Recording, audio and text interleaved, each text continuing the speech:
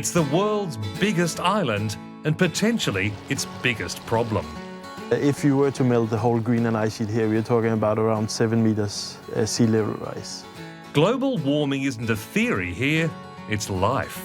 This is ground zero for climate change, yeah.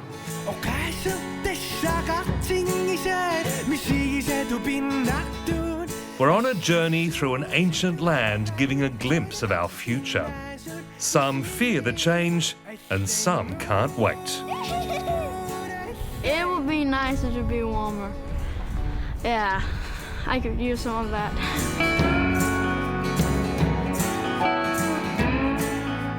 Now, it might seem strange in a place like this to be talking about global warming and climate change when there's still so much ice and so much snow and it's still so cold. But here's the thing. A rise in temperature of just 1 degree can literally mean the difference between ice and water.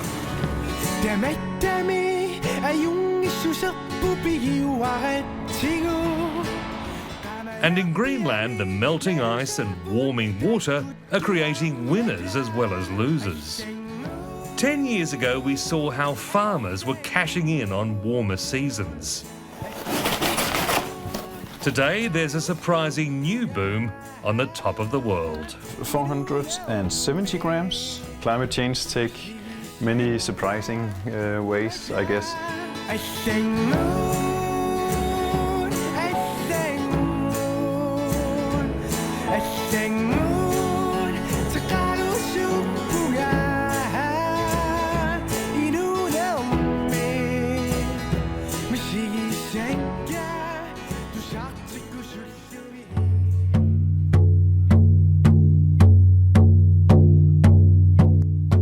Adam Lubert loves his island home. From the glaciers and ice sheet that cover most of Greenland, to the northern lights that appear each autumn as if by magic. He reveres his Inuit heritage and the wonder of Arctic wildlife, from reindeer to muskox. But lately his Inuit heart has been breaking, like the glaciers. Ilaatsu awatangi saqarlunu taamatut kusanartiisum malualu silanna аллангуартарнаригами сэрнерсэрмиталлу qanu аллангуартортиису qalipaata аллангуартортаартиккалуттуиннерпу тава ила суккасоорусsuarma ааккиарторлу тассани qamuna ilaatigu malunnertorpo.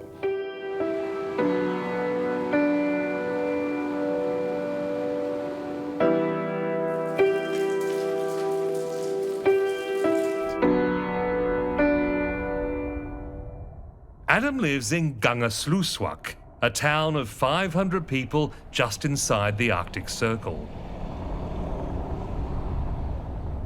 In World War II, the Americans built an airbase here. It slowly turned this hunting ground into Greenland's international hub. Most visitors just pass through here on the way to the main tourist destinations. But for Adam, it's the best place to see what's coming for the planet.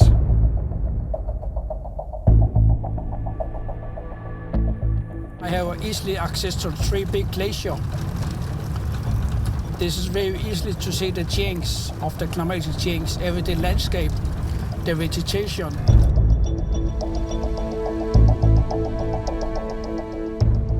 This is the only place you can drive to the massive ice cap that covers more than 3/4 of Greenland. Adam has spent decades taking people out to see it. So you've had a fairly unique view of all this, haven't you? Yeah, more than 300 days a year going up there. So you've been there thousands of times over 35 years. Yeah. That's quite a good look at how it's changed then. Yeah. Since his childhood in the 1950s, the average temperature has risen 1.5 degrees. That's turning the land bone dry. It's a sandy desert alongside melting ice. We can say that change, the climatic change, like last year we have no rain in the summer. if you look here to the right side, you can see the lake sinking. Yeah, and you've had some bushfires too. Yeah, this is very unusual. Some hunters are difficult to find some reindeer in this area because the heavy smell of the bush fire is a very strong smell. I know the reindeer and the wildlife doesn't like it. 25 kilometres from town is our first stop, Russell Glacier, one of nearly 100 big glaciers that flow down from the ice sheet. 7 years ago, where we're standing on here, we cannot see the mountain behind us. The glacier was closer and very taller. Between 2012 and 2015, the glacier behind us lost 30% less. So we can see how fast the change here. Does it make you sad when you see the changes like this? Yeah, even for me. Adam hasn't just witnessed the changes with his eyes. For 35 years, he's been documenting them through his lens, building up a rare and comprehensive record.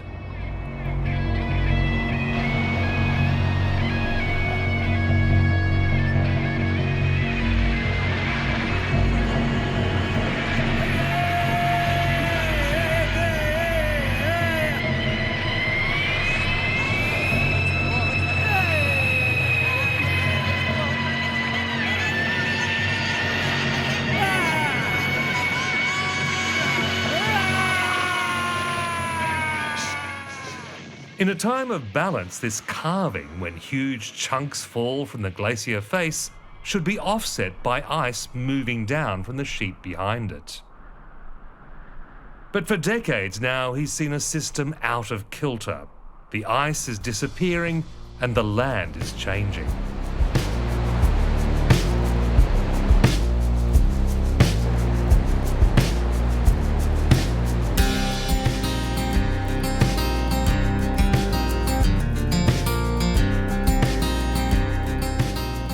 Now it's autumn. The bush growing earlier, and now is where they're going bigger. When we change a little bit of the temperature, they have a big effect here in the Arctic. The main change is on the ice sheet, better known as the ice cap. It's so vast that nobody lives in Greenland's interior. In 1999, the road to Russell Glacier was extended to the ice cap's edge.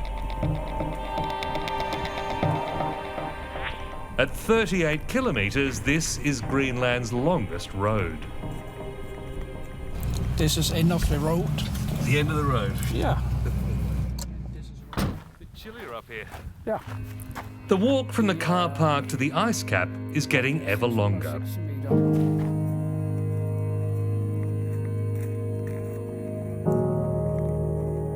This area's gone down the line? Yeah. This is when you can see it here on the big ice, going deeper and deeper. Yeah. After I think 12 years, the area sunk nearly 180 meters lower.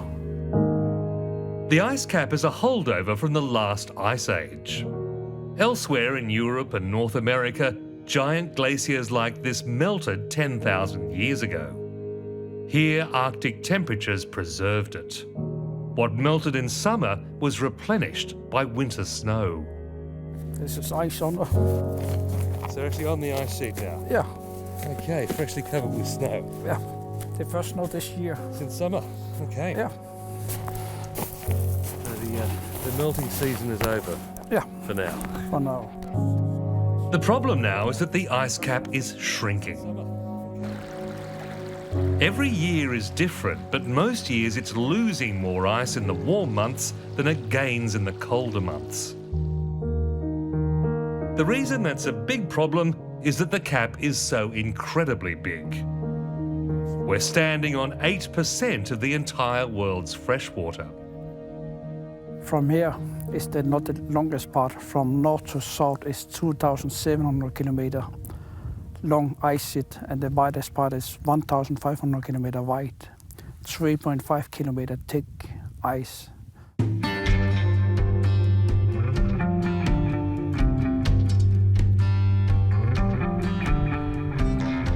The only way to try to grasp its size is to see it from the air.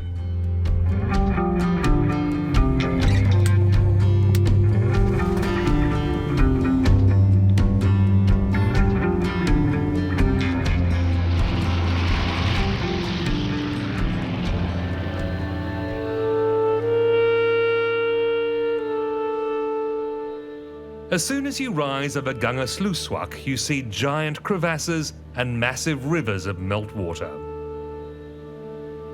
The cap is so vast it will never melt entirely, but it's big enough that even small changes on the surface can push up sea levels around the world. And since 2004, the melt has been accelerating fast. The US space agency NASA estimates it's been losing 30 billion tonnes more every year.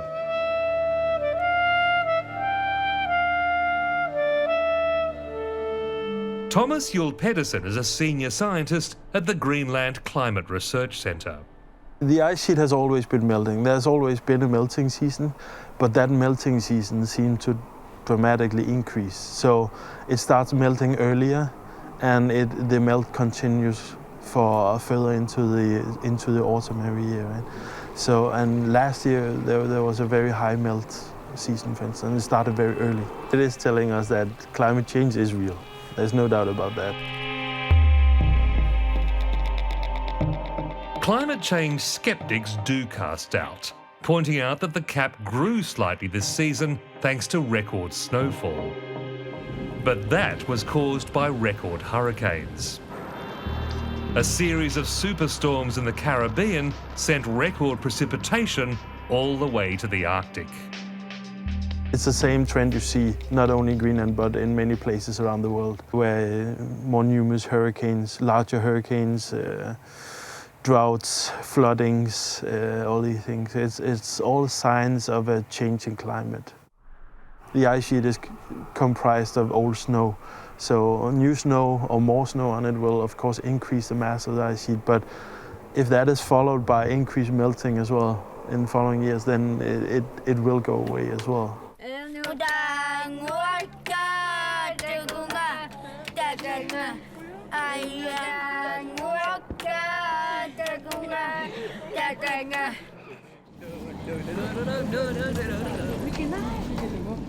Der var minus 5 grader på jorden, gennemsnit. At Gangasluswak's only high school, the kids learn they're growing up in a very different world. That doesn't mean they're worried. For eksempel Gangasluswak 200 meter. Det vil sige, vi bliver ikke oversvømmet.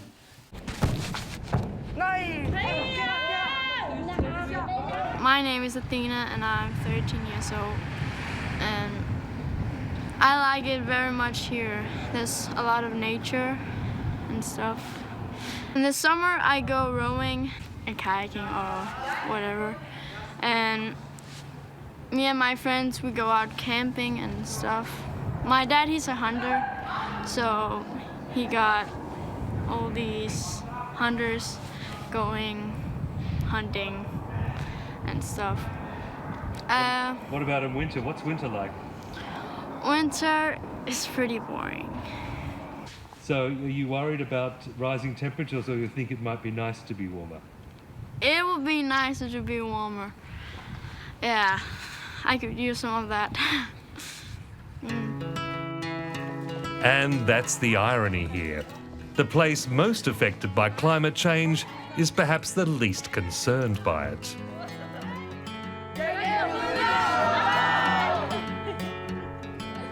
Most people welcome the extra warmth, nowhere more so than in Greenland's farming heartland.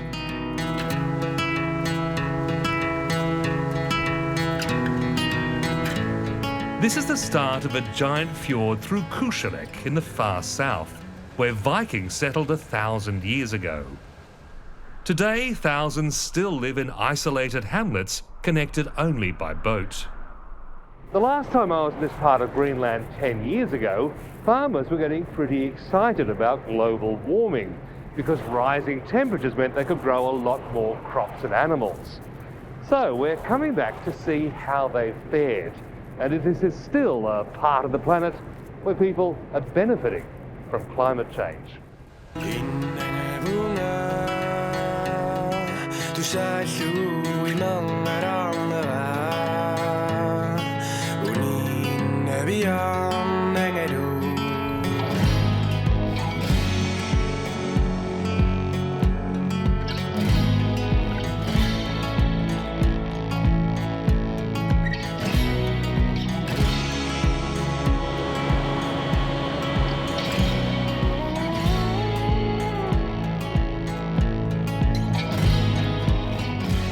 It's early autumn now and doesn't feel that warm.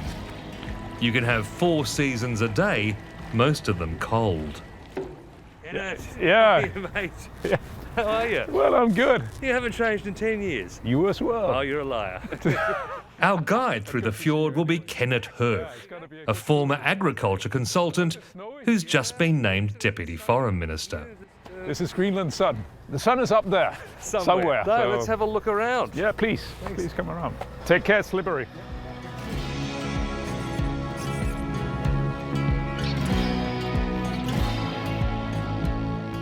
A decade ago, in blazing summer sunshine, Kenneth took us down this same fjord to see a farming revolution.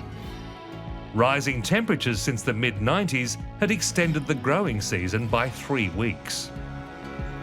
Now they are willing to grow turnips and potatoes commercially. And it used to be only for the farm, and now they are willing to invest a lot of money into grow them commercially on a larger scale. Farmers like Ferdinand Egeder were rapidly expanding their flocks and planting more fields. The only downside was that summer had been unusually dry. But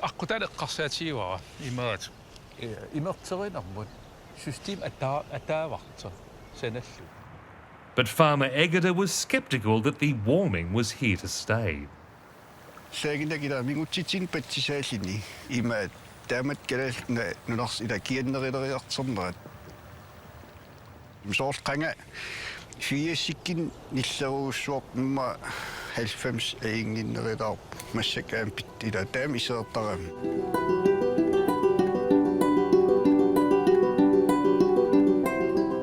As we retrace our trip to Ferdinand Egeder's farm, Kenneth tells me life has become harder for Greenland's farmers.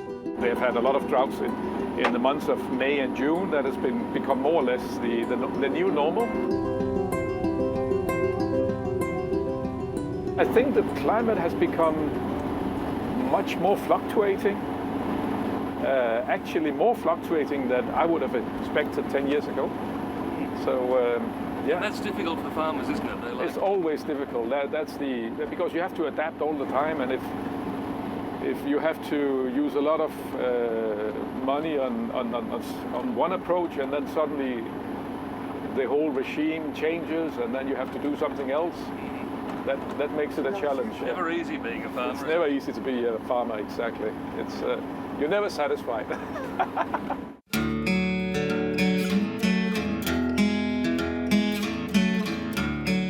The farm doesn't get many visitors. It's iced in every winter and supplies are limited.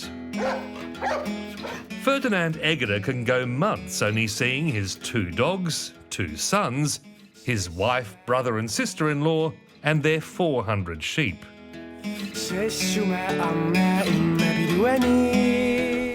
Hi, Eric. Hi. Yeah, we met 10 years ago. He has no problem with isolation. The problem these days, he tells us, is the weird weather. This winter, the snow melted early, then froze. Instead of being a protective snow cover, it becomes a killing layer of ice. Summers have been unusually dry with unusually late rain. We've had a prolonged drought, and until it became totally dry, everything got dry. And then, not before we were supposed to make the haymaking, then it started to rain. And that's been quite problematic. Ferdinand's starting to think there might just be something in this talk of climate change. Well, you certainly have the most beautiful location for a farm I've ever seen.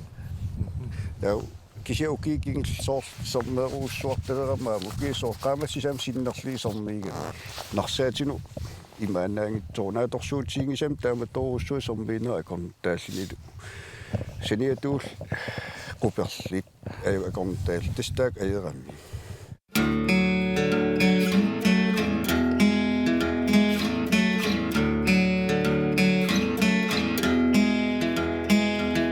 Sessume amme imme pidueni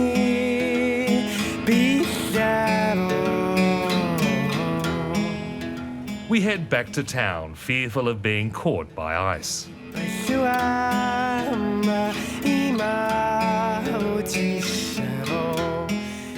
Greenland has a long history of carving giant bergs. One of them is believed to have sunk the Titanic in 1912. But the warmer weather appears to be making this worse too. I believe there is more. There's more ice. Suddenly in summer, sometimes we get enormous amounts and that just blocks the fjord. We are a little bit lucky today that we went through. Yeah, so this is actually a good day for ice. Oh yes, this is a very good day. No problem whatsoever. There's one more thing Kenneth wants to show us. Ahead of us in Prince William Sound is the southern tip of the ice cap. Well, where we are right now is probably where the ice cap was 100 years ago, before the real retreat started. They say it started around 1880. And it's all the way back there now? It's all these 3 kilometers way back there.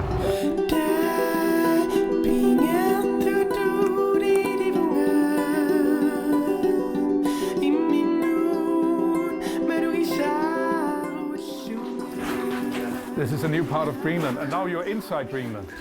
Just look at that piece of rock standing there. Wow. We're under the ice sheet.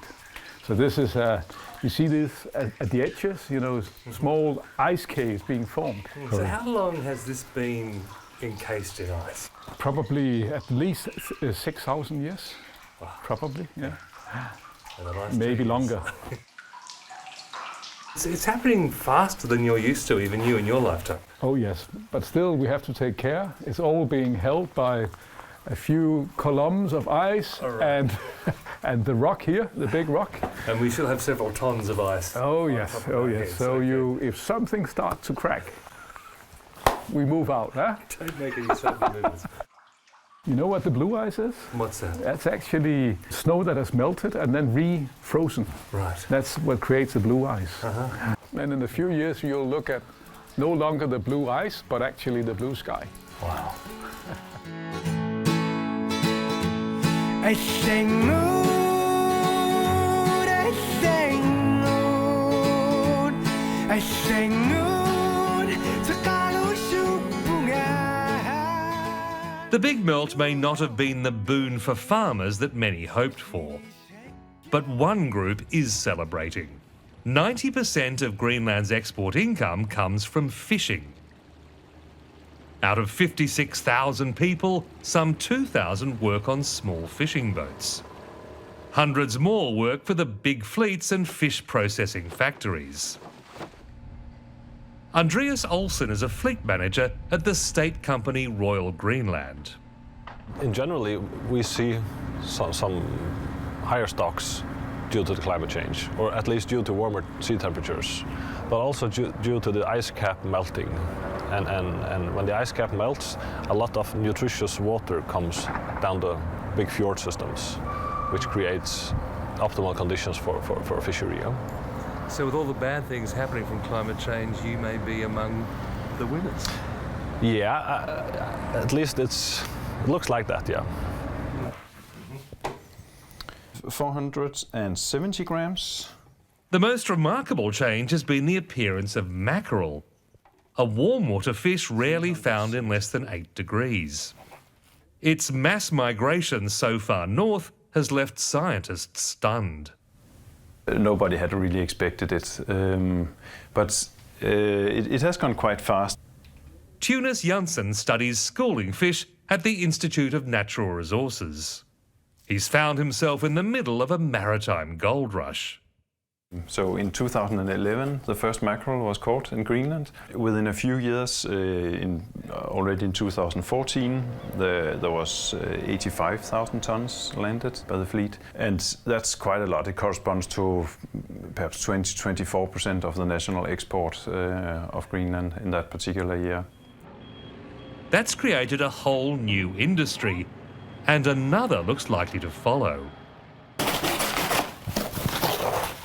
In the last couple of years, basically at the same time as the mackerel has arrived, bluefin tunas have also entered Greenlandic waters, and they come in as a bycatch while they're trawling for mackerel. And as you see here, and as you're about to smell very soon, is that they are feeding on mackerel. So this is a semi-digested mackerel. Yeah, climate change take many surprising ways, I guess. Greenland has come to see climate change as both a problem and an opportunity. Each generation has had to learn to survive on scarce resources in a harsh climate. And for centuries, they've adapted to change.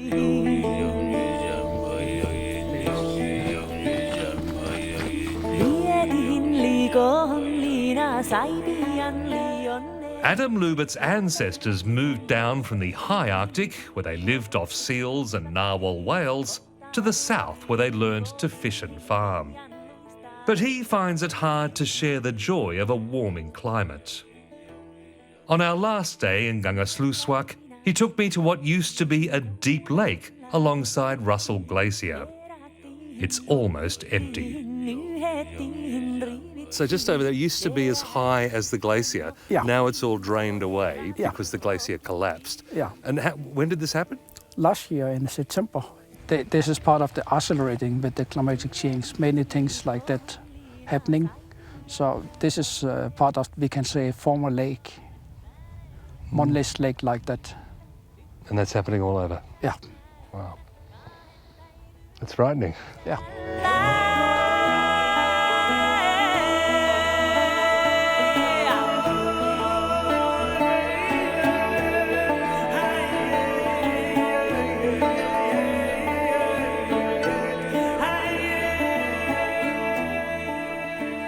Sommersuaqaattoq uumutinnik taama misigisimauga sommersuarsuarput kalalnaanittoq aakkiartortoq nunarsuarput sommersuarmi qallersimarup misigisimallu talu sukkasuorsuarmi aakkiartoq